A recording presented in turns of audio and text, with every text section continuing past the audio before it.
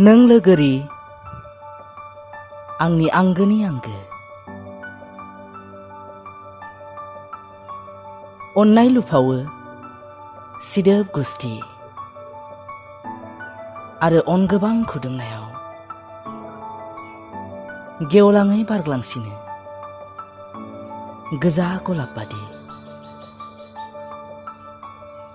थाइनै मेगना फोरमायो फिथिखानि सोदोब, मोखांजों बोहैग्लायनाय खानाय बिलाइयाव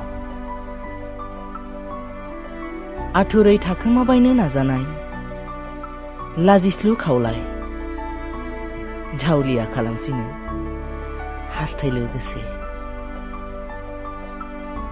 हाबिला जायो सायखं जानाय खायसो खानाय बिलाइखौ खोमायाव एरथेबना दलद दोननो। बिब्दि इसारा होबाय थानायावनोथ' थारै फिथिखा लैथोआव आं दै मोनलोङो सानस्रि रोङैयाव। आंनि मिजिंलु आसिन गोरबो फुंबिलियाव खासि बिबारनि मिनिस्लुनायाव गोथार जायो सानसेनि हान्थिजेन आगान।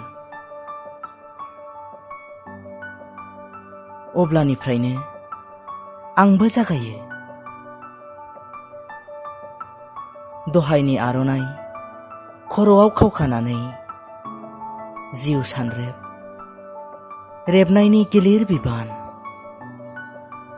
नों लोगोरि आंनि आंगोनि आंगो।